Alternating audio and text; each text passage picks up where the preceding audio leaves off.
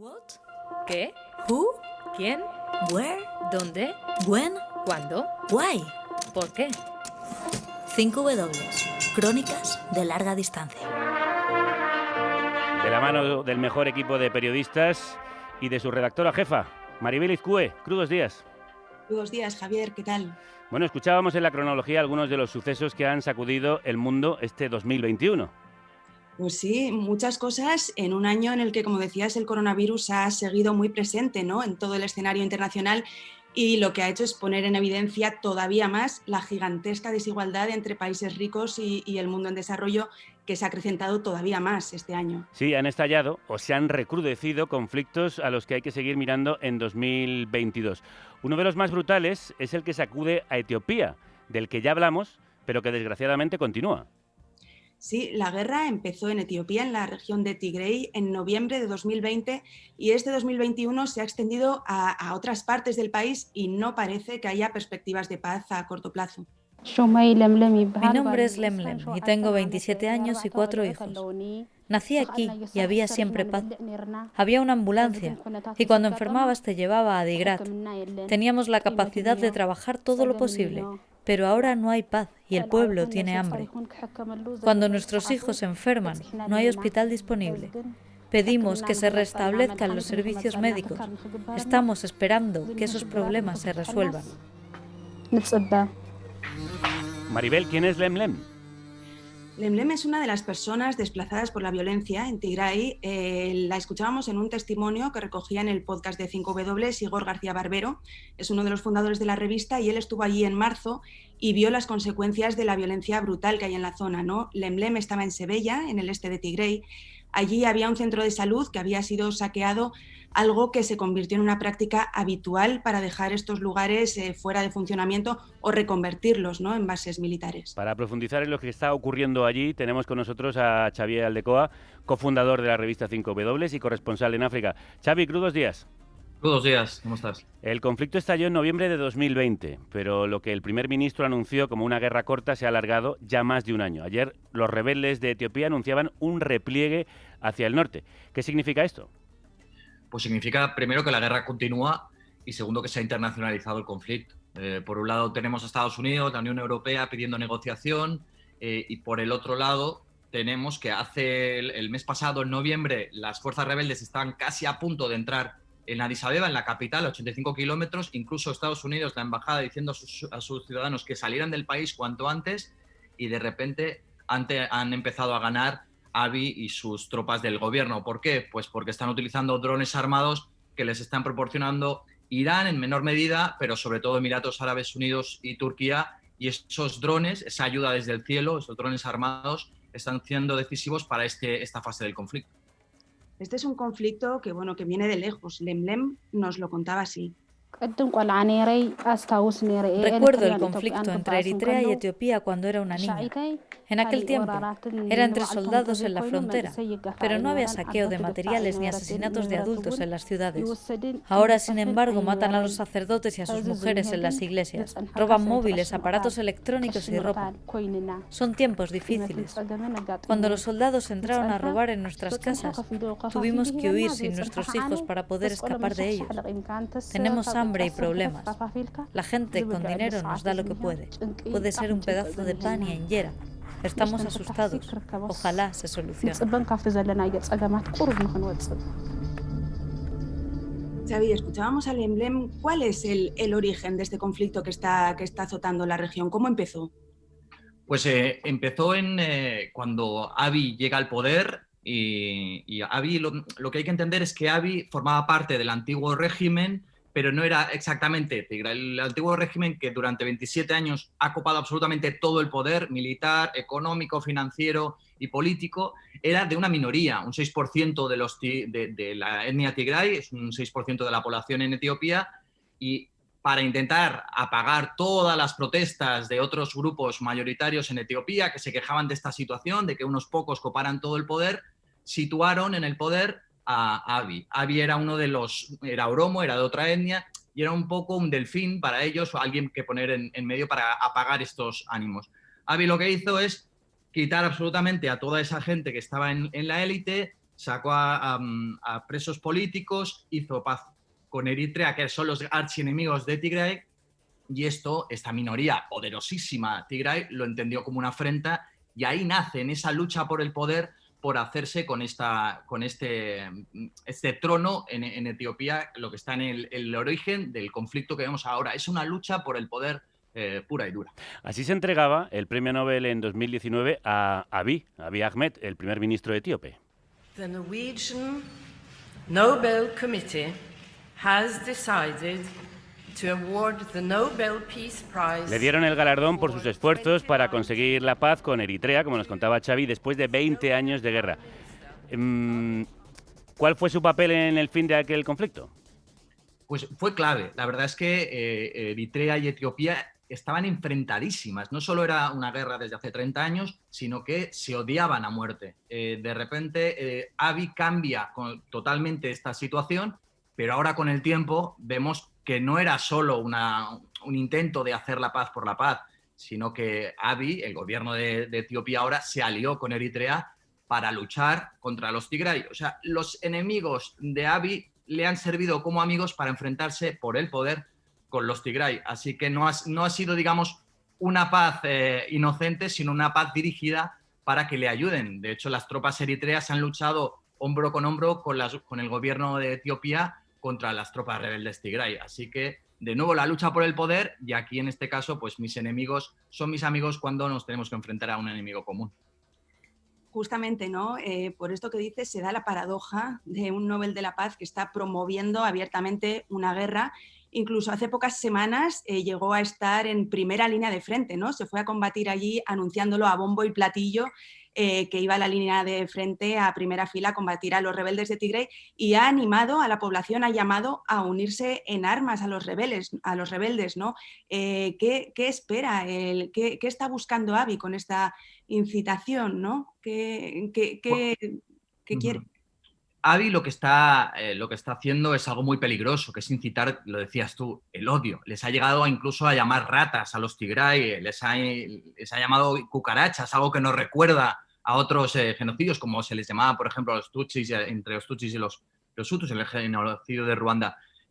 Abiy lo que quería es levantar un poco el ánimo de sus tropas, porque habían sufrido unas derrotas constantes. De hecho, como decía antes, ¿no? Los Tigray estaban ya a punto de entrar en Addis Abeba. Ahora también con el tiempo es más fácil entender por qué hizo este gesto absurdo, pero bueno, valeroso para algunos en el terreno, de ponerse en primera fila de combate, y es que él sabía que ahora tiene este apoyo de drones armados, que son claves en un conflicto así porque permiten darles una ventaja muy grande. Abiy sabía esto, sabía que tenía la carta ganadora en la mano, y por eso se pone delante para de alguna manera quedar bien y quedar como un héroe de guerra cuando ya tenía pues esta carta en la mano. ¿Cómo crees que puede resolverse el conflicto?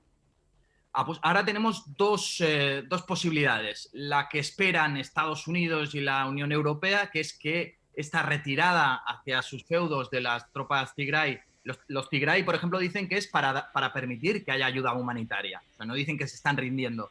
Pues que esta distensión sirva para entablar negociaciones.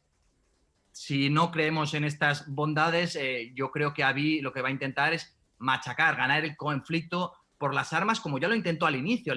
Al inicio, donde hubo un apagón informativo total, fue porque quería aniquilar directamente a todo su enemigo.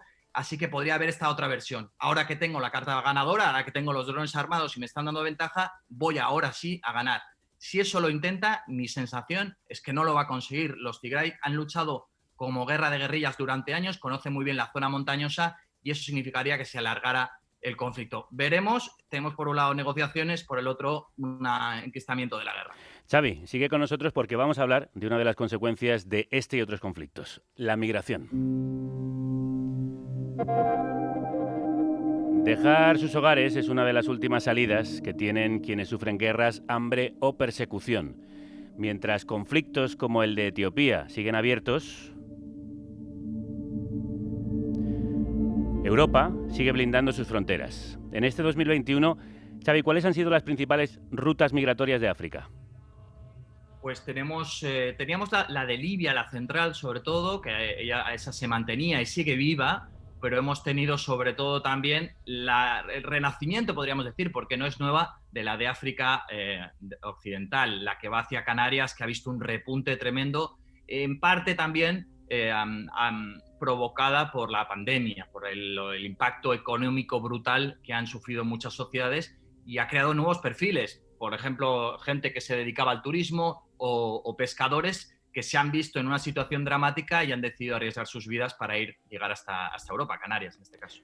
Acabas de publicar con el colectivo Ruido el fotolibro The Back Way, que os ha llevado 3 años, recorriendo 11 países, para conocer las historias de los que arriesgan sus vidas entre África y Europa.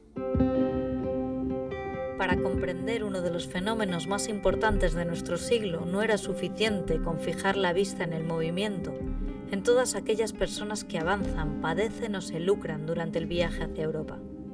También era necesario fijar la mirada en quienes no se mueven, en la responsabilidad de las autoridades que blindan sus fronteras o miran hacia otro lado ante el sufrimiento atroz, o en los que se quedan atrás, en las vidas suspendidas, en todos aquellos que, temerosos de avanzar, pero avergonzados de regresar a casa con las manos vacías, habitan un limbo desesperado. Tuvimos que rectificar, colocar el amor en el centro. Tuvimos que rectificar, decís también en el libro que ha sido un viaje lleno de dudas y errores, ¿no? ¿Cuáles han sido esas dudas y esos errores a la hora de hacer esta cobertura? Pues la verdad es que muchas dudas. Si lo teníamos que contar nosotros, éramos todos hombres blancos occidentales, unas rutas migratorias tan ancladas en culturas, en tradiciones, en realidades económicas africanas y lejanas.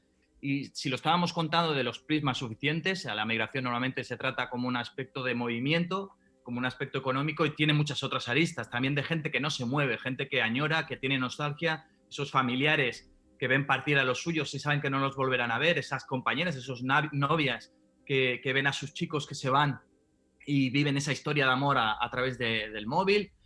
Un montón de aristas que nos hacían dudar si nos habíamos equivocado. En algunos casos también errores, yo mismo, por ejemplo, que no supe hacer bien el ocultar la identidad de un chico, y después tuvo ciertas consecuencias, después se pudo arreglar. Así que la delicadeza que hay que utilizar en este tipo de reporterismo es importante, porque la situación es dramática para mucha gente y cualquier error lo pagan directamente. Y por eso tuvisteis que colocar el amor en el centro, una buena rectificación. En el libro también ha participado Agus Morales, director de la revista 5W. Agus, ¿qué tal? ¿Cómo estás?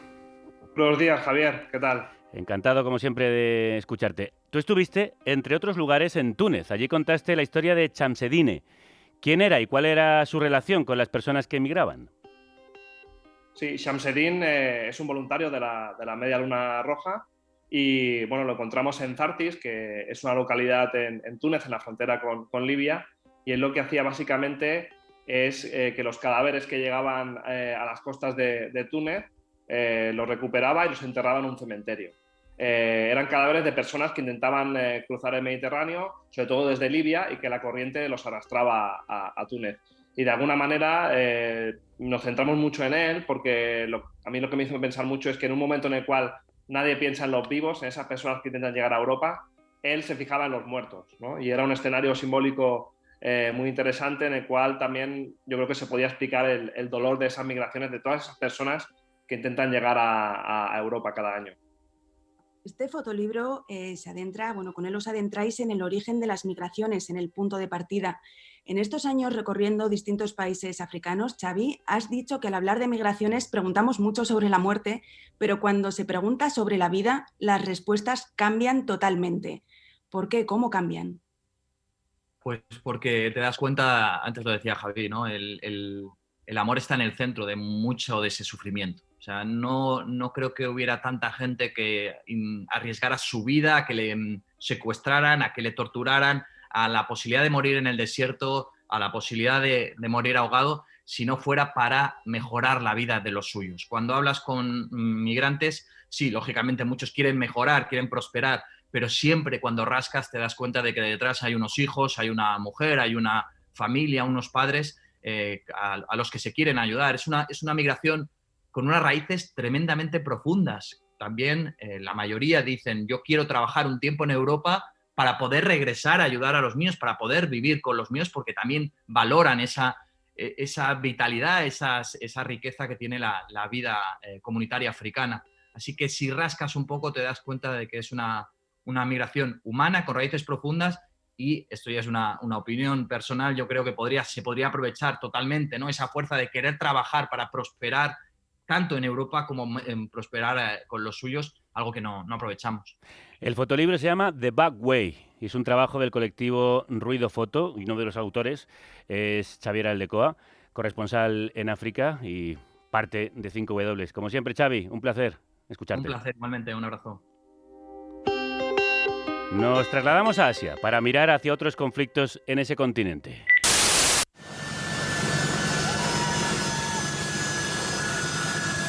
En agosto, todos miramos a Afganistán.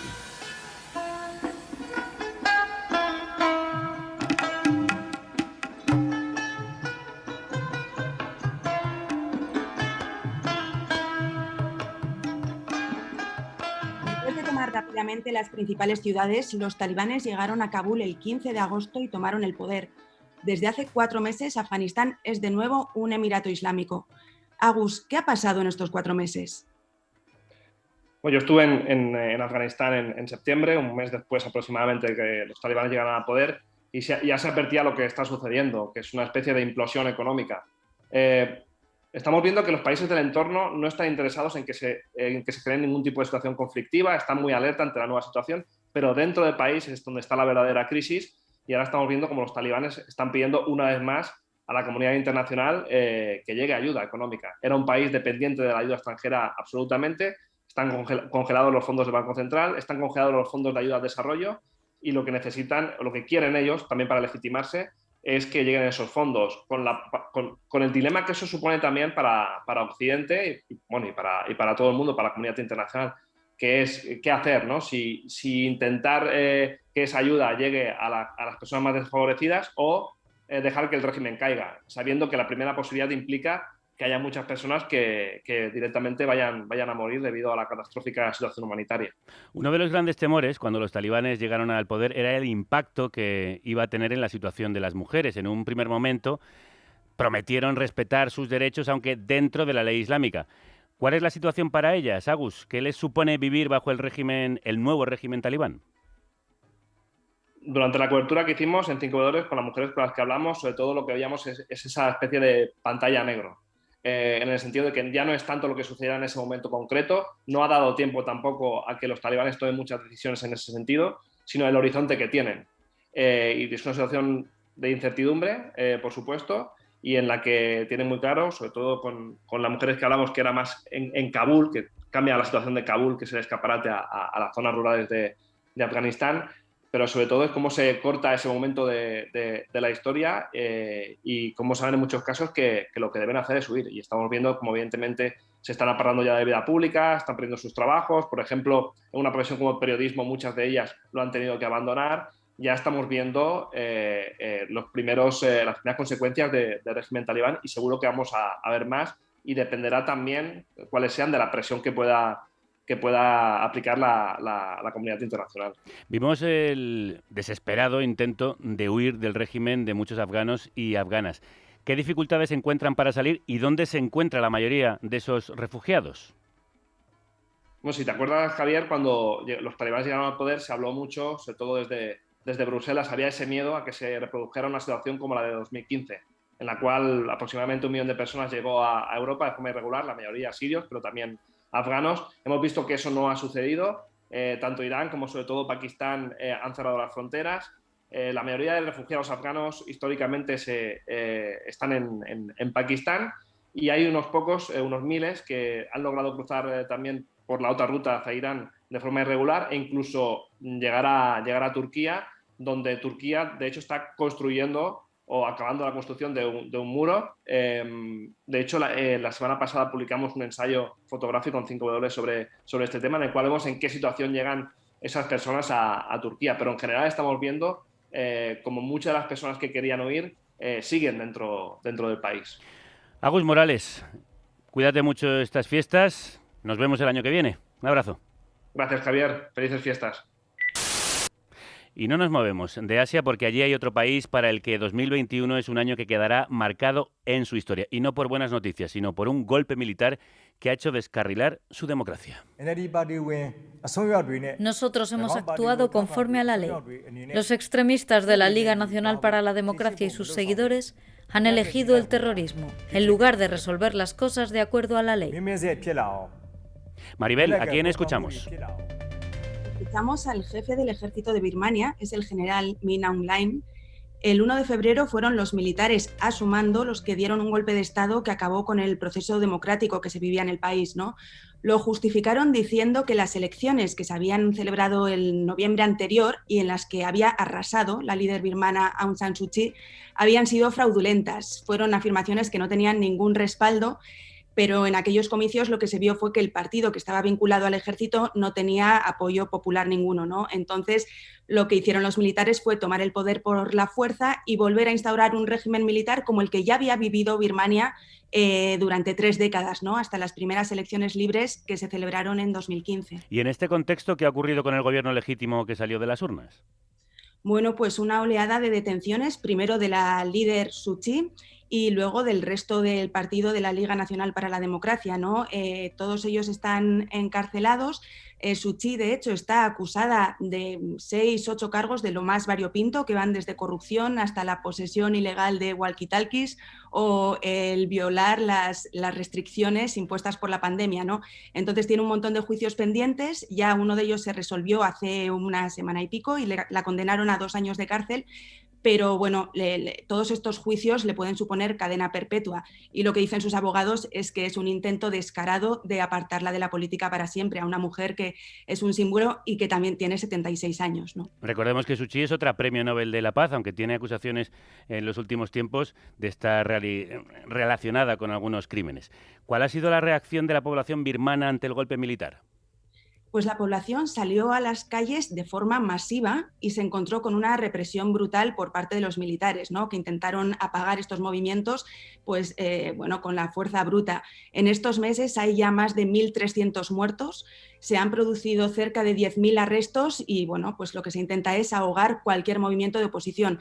Esto que ha producido que en distintas zonas del país la resistencia haya derivado en oposición armada y en movimientos paramilitares, ¿no? Entonces está habiendo como brotes de violencia en distintas zonas del país, hay un goteo continuo de muertos y bueno, cada vez hay un temor más grande de que el país se encamine hacia una guerra civil. Y cerramos este repaso de 2021 alrededor del mundo con 5 W, volviendo a Palestina. En mayo, la Franja de Gaza sufrió las consecuencias de la peor escala bélica desde 2014, Maribel. Sí, fueron 11 días de bombardeos aéreos israelíes que mataron a más de 250 palestinos, incluidos 66 niños, e hirieron a otros 2.000. Más de 1.000 viviendas y locales comerciales quedaron destruidos y otros 16.000 resultaron dañados. Y también sufrieron daños una treintena de instalaciones sanitarias. Es un tema que no perdemos de vista en Carne Cruda. De hecho, recientemente estuvimos haciendo un programa con las Naciones Unidas, con refugiados palestinos y refugiadas en Bilbao. Hablamos con María Rismavi, la hija de la trabajadora humanitaria española Juana Ruiz, encarcelada por Israel desde el pasado 13 de abril, hace 8 meses, bajo la acusación de prestar servicios a una organización ilegal y de colaborar en el tráfico de divisas en Cisjordania. A principios de diciembre, Israel rechazaba su puesta en libertad, decisión que su abogado ha recurrido y que sigue pendiente de resolución. Esperamos verla muy pronto en libertad. Sí, y hoy nos queremos fijar en las consecuencias sobre la salud que tiene esa larga espera en Gaza. Yo creo que la ocupación israelí ha vulnerado mis derechos. Sobre todo uno tan básico como el de acceder a mi tratamiento. Me lo han prohibido tajantemente y yo lo necesito. No me dejan ir a recibirlo y volver a Gaza. Escuchamos Condenadas en Gaza, un documental codirigido por la periodista Beatriz Lecumberri. Preséntanosla. Beatriz ha sido corresponsal en Brasil, Venezuela y Francia. Cubrió la guerra de Irak en 2003 y el conflicto israelo-palestino desde 2002. Desde 2014 y hasta 2019 fue periodista freelance en Jerusalén y allí codirigió el documental Condenadas en Gaza, sobre las mujeres enfermas de cáncer en la franja y la doble discriminación que sufren. Por un lado, la marginación social y el estigma, y por otro, las dificultades que tienen para recibir tratamiento. Beatriz, crudos días. Hola, Javier, Maribel, ¿qué tal? Encantados de tenerte aquí. Escuchábamos a Nivin Habub, que tenía entonces 42 años cuando la grabaste y vivía desde hacía 8 esperando los permisos para recibir tratamiento fuera de Gaza.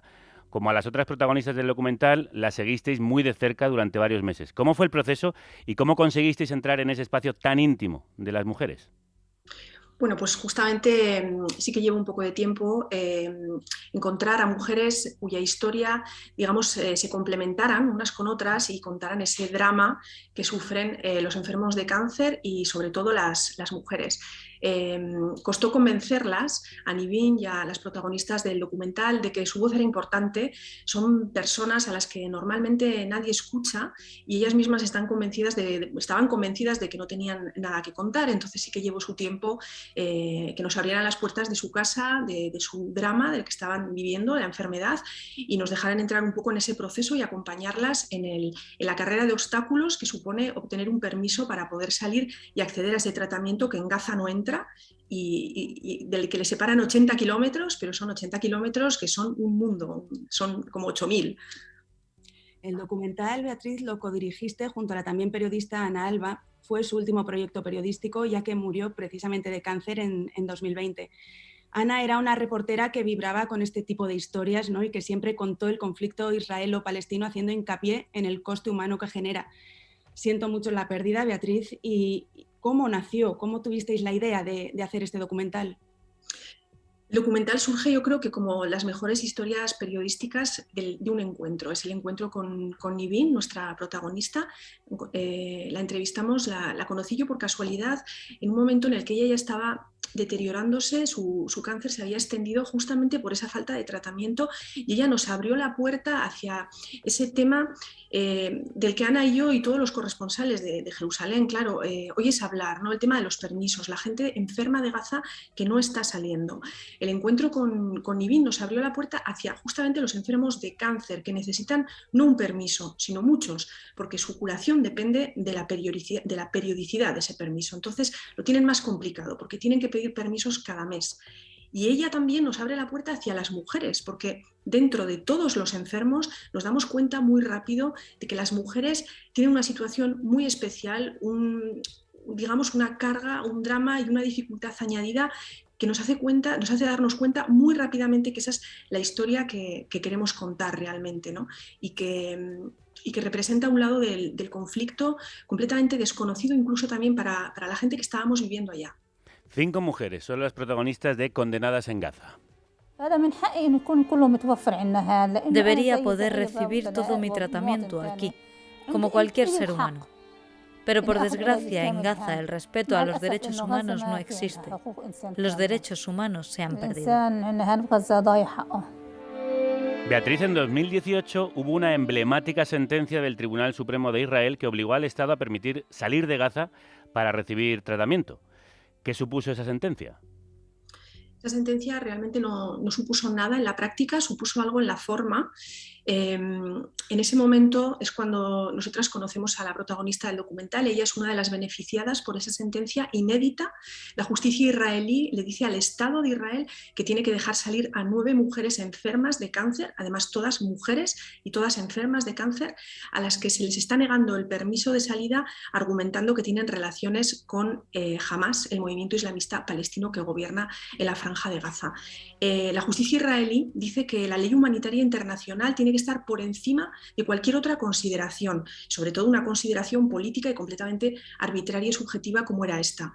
En la práctica no cambia nada, cambia simplemente que a Nivin y a otras muchas mujeres y hombres enfermos se les niega el permiso o no se les da el permiso sin decir la razón, o se les da una razón, les dicen, bueno, razones de seguridad, sin nombrar a Hamas. Esa es la única diferencia, que esa razón no se usa. En la práctica las cifras no cambian y sigue habiendo la misma cantidad de permisos denegados y concedidos. Es decir, no cambió nada, no salió más gente.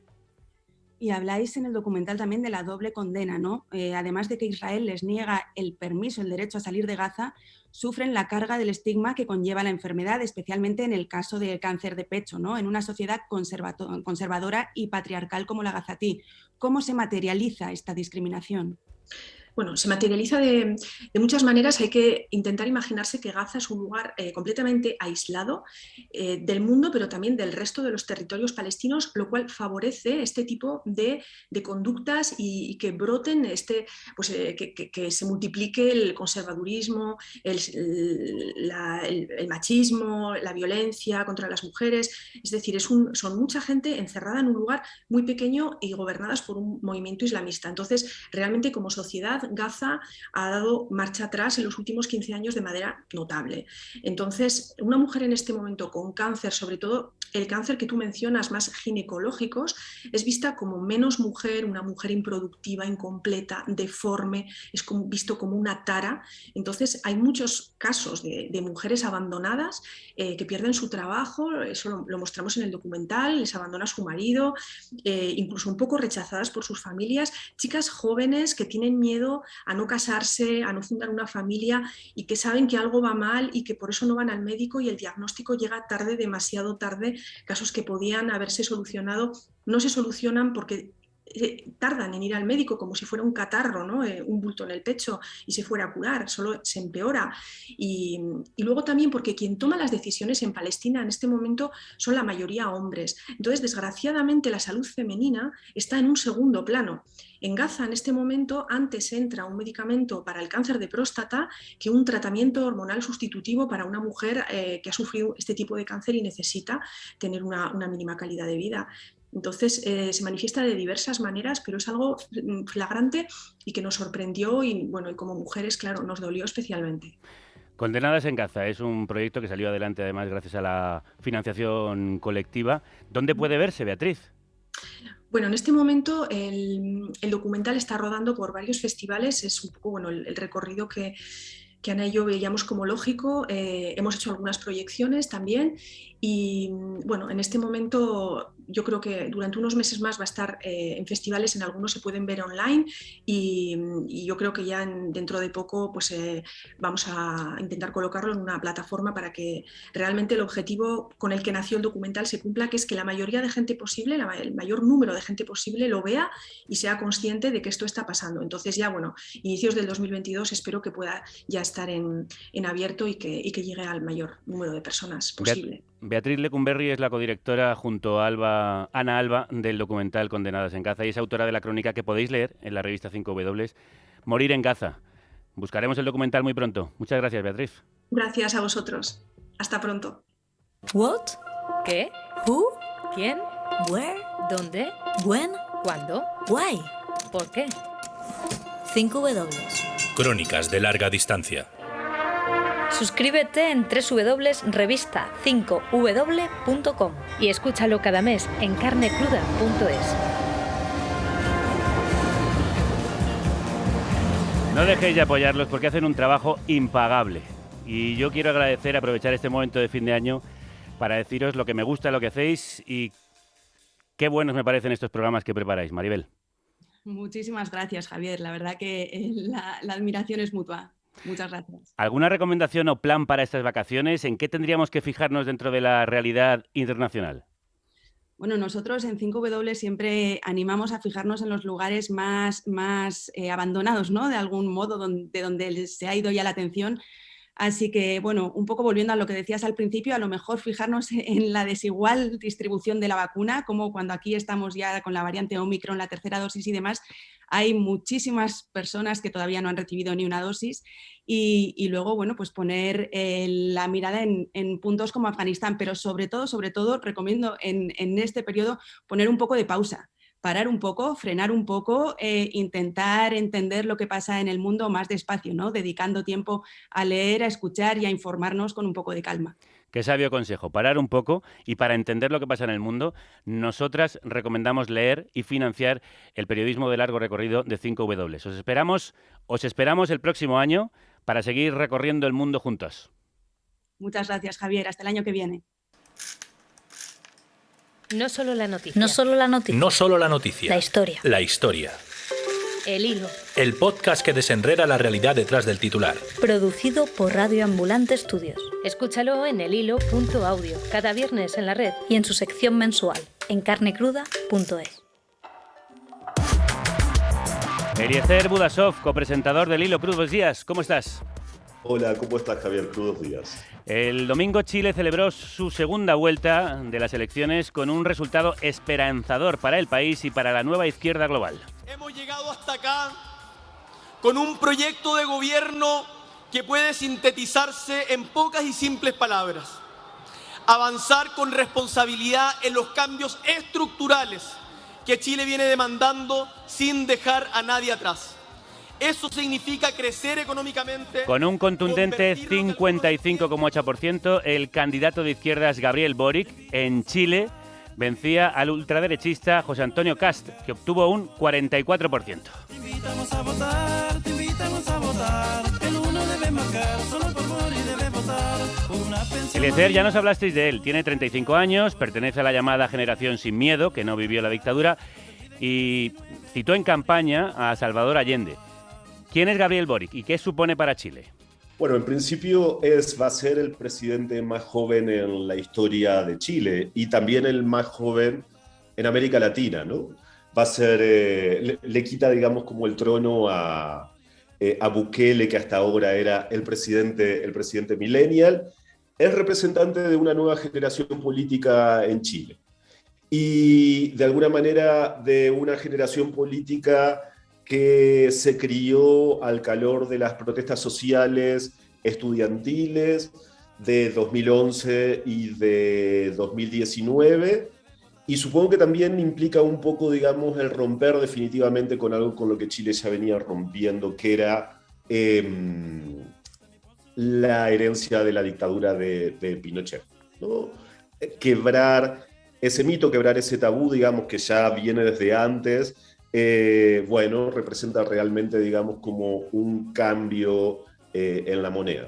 Su victoria se ha celebrado más allá de sus fronteras. ¿Qué mensaje crees que manda al mundo? Mira, yo creo que la victoria y el modo en el que se dieron las elecciones este domingo manda un mensaje en principio, digamos, al continente, ¿no? Pero por un lado, esto que te decía, romper un cierto tipo de mito que pesa sobre la izquierda y que es absolutamente antediluviano, pero también me gustaría decir que el modo en el que el perdedor José Antonio Kast lo felicitó y saludó inmediatamente, digamos, por su derrota, y dijo, digamos, también que primero está Chile, yo esperaría que mande también un mensaje republicano hacia el resto, digamos, de la región, de que al final uno puede tener diferencias y tú sabes que en las campañas se caricaturiza al adversario, pero que al final, bueno, digamos, se pueden tener diferencias dentro de la democracia, ¿no?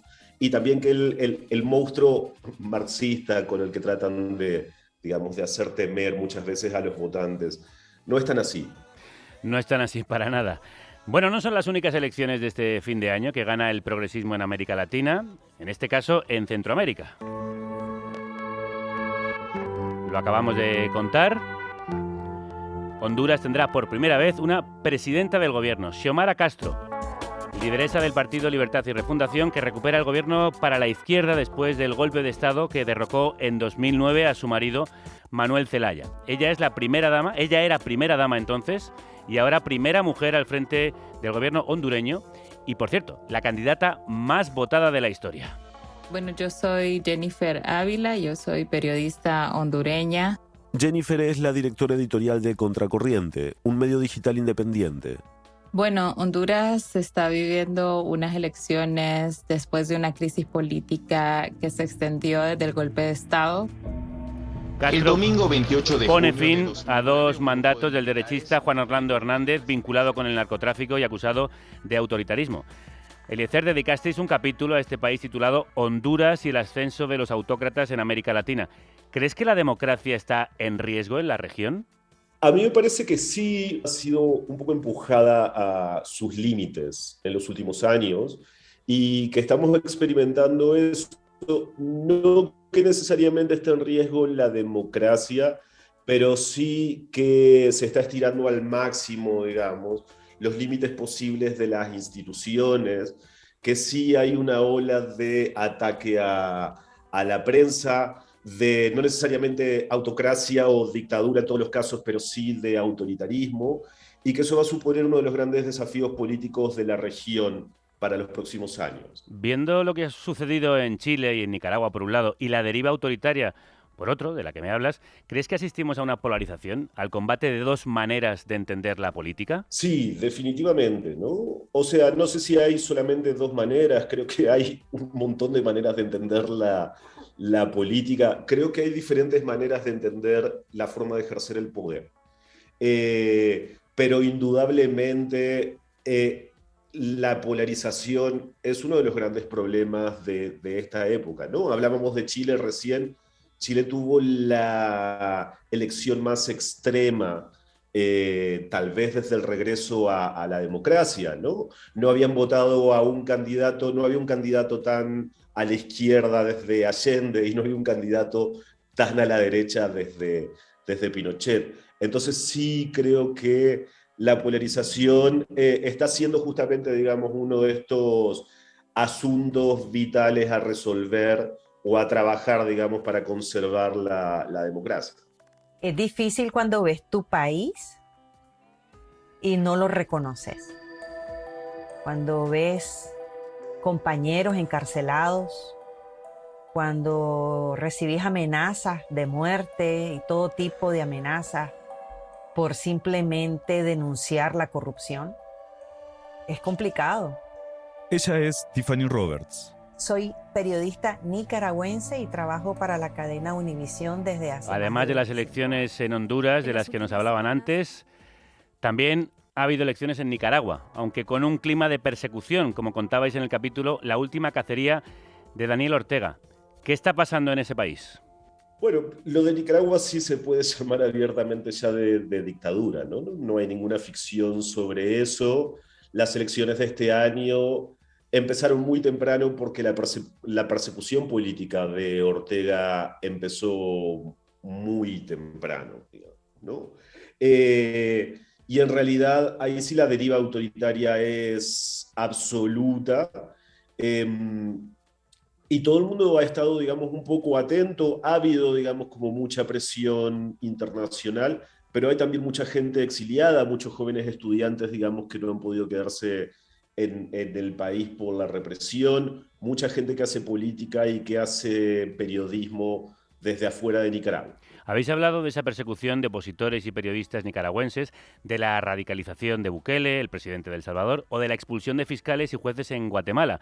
¿Hay una ola autoritaria en la zona de Centroamérica? Sí, en Centroamérica en particular, digamos, se siente que hay una especie de... Bueno, ahora hoy hay un respiro, digamos, con Xiomara Castro, pero se siente que hay una especie de bloque formado espontáneamente que progresivamente ha ido convirtiéndose, digamos, en una serie de gobiernos que literalmente hacen lo que quieren. Sí creo que es uno de los grandes temas del año en América Latina. Y aparte de ese, ¿cuáles han sido para ti los temas más relevantes de 2021? Bueno, indudablemente la deriva autoritaria desde Centroamérica nos ha ocupado. Creo que la migración, que no es nuevo, pero la migración seguro es uno de los grandes temas de este año, ¿no? Y después habría que pensar, también venimos con temas desde el año pasado, la desinformación que va muy ligada, digamos, también a el autoritarismo y la debilidad institucional, ¿no? Tenemos un montón de gobiernos que ya no están dispuestos a aceptar los hechos, sino que quieren, digamos, construir su propio relato de los hechos, ¿no?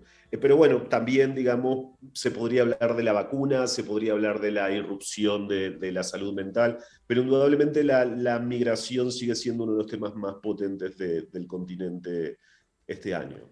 Sí, precisamente sobre el sueño o la pesadilla migratoria iba el tremendo reportaje escrito en el que participaste.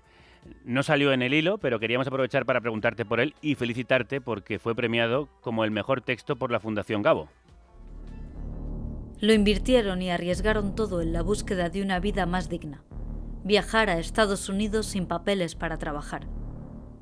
Pero acabaron asesinados a tiros y calcinados en el norte de México. Un territorio donde a los migrantes les aguardan los cárteles y un sistema corrupto que se beneficia de ellos. Así fue como el sueño de un grupo de 16 guatemaltecos se convirtió en pesadilla. La masacre de Tamaulipas, el sueño americano muere en México. Se titula esta estremecedora investigación colectiva para El País América, en la que tomaste parte. Lo primero, Eliezer, enhorabuena por el premio Gabo. Muchas gracias, muchas gracias. El tema, por desgracia, no es nuevo. El jurado valoró un trabajo en el que se describe el trasfondo y el contexto de la migración, un fenómeno de dimensiones continentales y que reconstruye un caso muy potente contado con claridad, cohesión y concreción. ¿Qué visteis en esa noticia que os llevó a querer contarla desde muchos ángulos, con un gran despliegue de periodistas? Bueno, lo que sucedió al principio, digamos, con la noticia es que tienen ese espíritu de que uno sabe que son casos emblemáticos que van a iluminar un fenómeno que atraviesa la región y que está ocurriendo, digamos, en este momento, ¿no?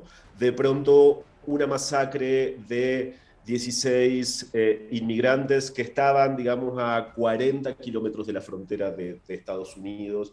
Es una historia que uno siente que tiene que contar. Uno siente que al poder, digamos, narrar qué fue lo que ha sucedido, va a poder narrar lo que está ocurriendo con cientos de miles o millones de personas en este momento, ¿no? Además de Eliezer Bodiasov, han participado en este reportaje Lorena Arroyo, Pablo Ferri, Héctor Guerrero y Mónica González Islas. ¿Cómo se organiza una investigación en varios países y con tantos periodistas? Bueno, la verdad es que ese ha sido parte de mi trabajo, porque mi trabajo fundamental en este texto es el de editor. Yo soy editor de proyectos especiales y entonces trabajar con equipos en forma distinta, digamos, y tratar de construir en el trabajo conjunto un solo texto sólido, es parte de mi desafío, ¿no? Acá fue, de alguna manera, fácil organizarse en el sentido que un equipo fue hacia el sur y otro equipo fue hacia el norte. Teníamos claro el tipo de recorrido que había que contar. Y después, bueno, obvio, hubo desafíos, pero ya propios de los territorios en los que había que explorar, porque además hacer un tipo de reportaje así supone también desafíos de seguridad, de acceso a la información, pero básicamente se trabaja así con comunicación permanente. Es una gran investigación, como os decía. Os invitamos a leerla en El País, como os invitamos a seguir escuchando y apoyando El Hilo Podcast, cuyo último capítulo, por cierto, está dedicado a tu tierra, Argentina, 20 años de corralito y de la crisis interminable. ¿Qué contáis ahí, Eliezer? Bueno, en el episodio básicamente estamos contando qué fue lo que sucedió hace 20 años en Argentina cuando el gobierno de la Rúa decretó el límite que la gente podía sacar de los bancos a la semana, que eran 250 pesos o dólares, y eso derivó en un estallido que marcó generaciones, indudablemente marcó a mi generación, marcó a la generación de nuestros padres, y que de alguna manera tiene su continuidad en el presente, ¿no? El problema del endeudamiento, el problema de la relación del peso con el dólar, y también un poco cuál fue el costo que ha quedado para el futuro del país de el neoliberalismo de los 90 salvaje, digamos, que hubo en la Argentina. Este 2021 El Hilo ha hecho 50 episodios sobre temas como el coronavirus, el cambio climático, el fin de la era Trump, la crisis de migración en Latinoamérica, madres en búsqueda de sus desaparecidos o asuntos internos de los países de la zona. ¿Qué le pides a 2022? Bueno, le pediría poder hacer cada tanto temas más luminosos, ¿no? Que es algo que también nos piden los oyentes a veces. A nosotros nos gusta mucho el trabajo que hacemos y a veces nos piden, digamos, temas que no sean tan duros. La realidad es así. Creo que por lo menos estamos terminando el año con una bonita noticia en Chile, porque sí, todo ha sido, digamos, como muy conmovedor. Pero bueno, principalmente pido eso, ¿no? Que podamos seguir haciéndolo y que tengamos un poco más de temas luminosos para cubrir el año que viene. Sé de lo que me hablas, compañero. Me imagino. Bueno, pues hablando de temas luminosos, creo que tenéis una bonita sorpresa para los viernes 24 y 31 de diciembre. ¿Nos puedes adelantar algo sobre esto? Sí, bueno, digamos, por primera vez hacemos esto, que en realidad en vez de tomarnos las 2 semanas vamos a compartir episodios de Nuestro Hermano Mayor, de Radio Ambulante, y empezamos con una historia genial que se conoce pero no se conoce así, que involucra a Pablo Escobar y cómo su megalomanía ha provocado casi un problema ambiental en Colombia. Nosotros lo escucharemos con mucha atención, como todo lo que hacéis. En 2022 esperamos seguir conectando con vosotros, con el Hilo Podcast. Eliezer Budasov con Silvia Viñas son sus presentadores.